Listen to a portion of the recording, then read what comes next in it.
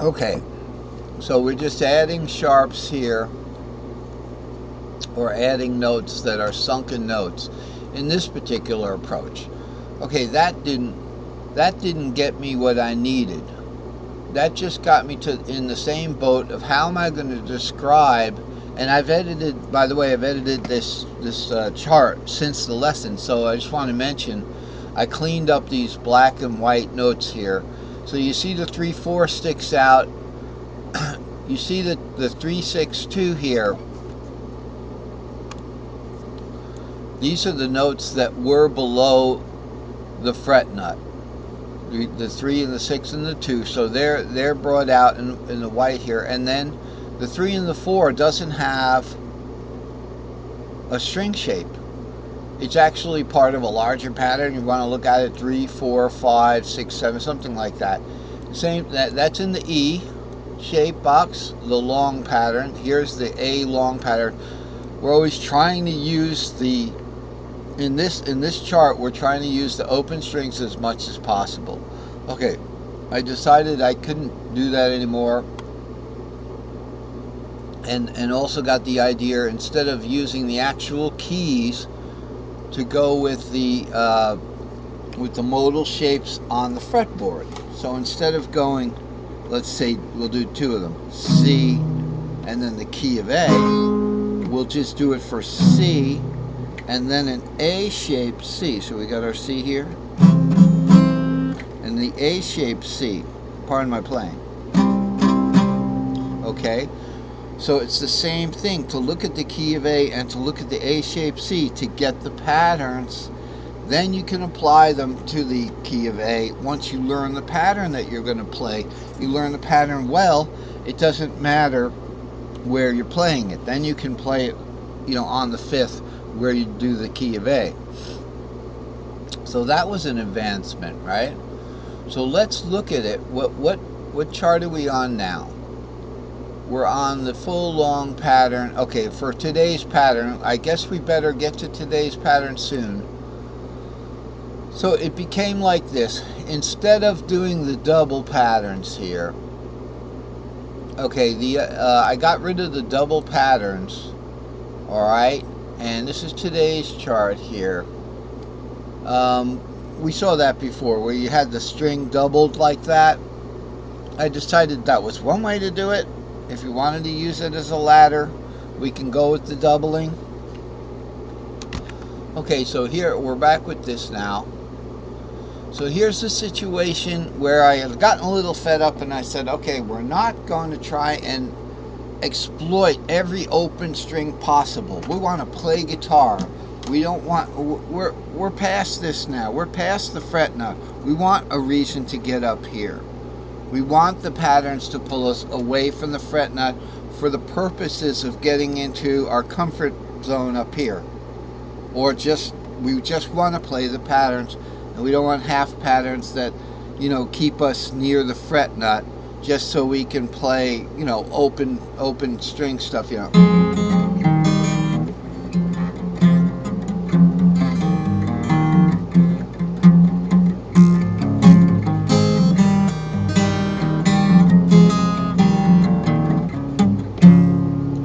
Okay, that's everything's on the fret nut there.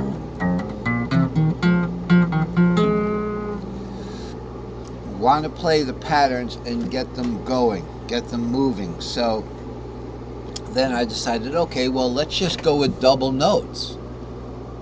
So in this case, even on the C, even on what I was just playing was in the C box on my guitar. It's two whole steps down. So this is the hard fret nut in the C box. Let's just go with double notes, and that way we can use familiar patterns. Over here in the A box, in the G box, C and G are like this. Okay, A is in between, but we're not looking at it now. All right, so then we have a doubled 3 here. I said, okay, well, I'm fed up. Let's just go with the ladder pattern. A ladder pattern has doubled notes in it. It's good for learning the scale if you want to go up slowly, The ladder pattern is a double scale pattern. Let's look at a ladder pattern. Okay, here's one fiddle ladder pattern. It's a fiddle ladder pattern, okay? Now fiddle, we're not talking about fiddle now, I'm just showing the ladder pattern. Ladder, not latter, like the later pattern or earlier pattern. This is the ladder pattern. In fiddle, I found we want to use double string shapes anyway, so we've got, in this particular case, in fiddle, the ladder pattern with double string shapes, we don't have note doubling, so that's out the window. Okay, here we have the caged ladder for the guitar, okay, from one of the earlier charts. So we have the note doubling, 6 6 here, 2 2 here, 5 5 here, root root here, 3 3 there. Okay, so that's the caged ladder. It has note doubling, and it's good for learning how to go up the, from string to string. You're going to go C to A and then G to E, D.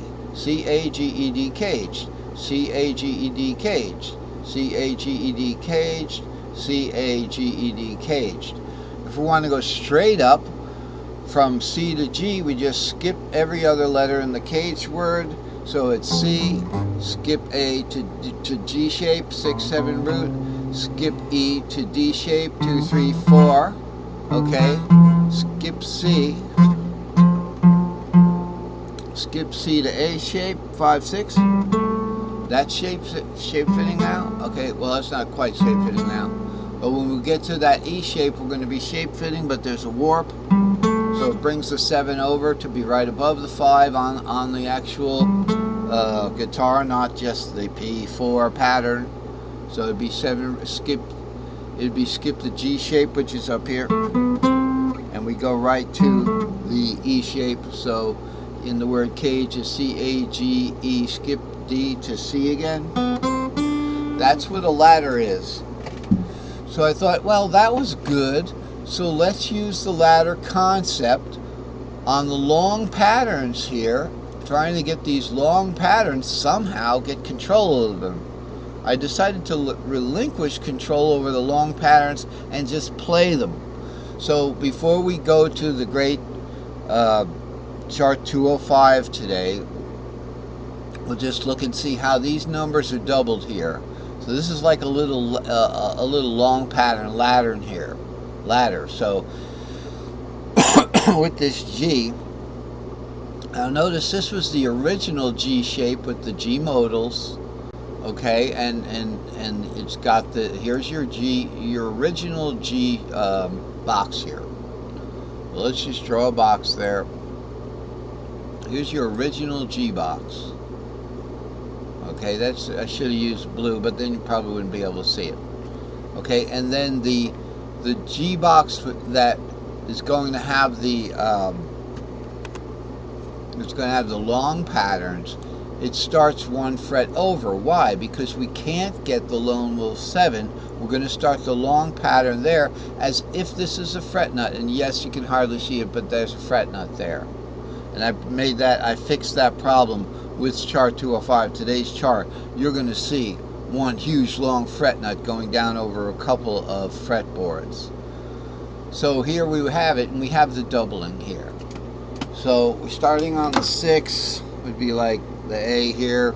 We'd have the, what looks like a 6-2 at the top of an S4L.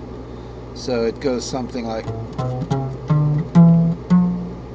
2 3 4.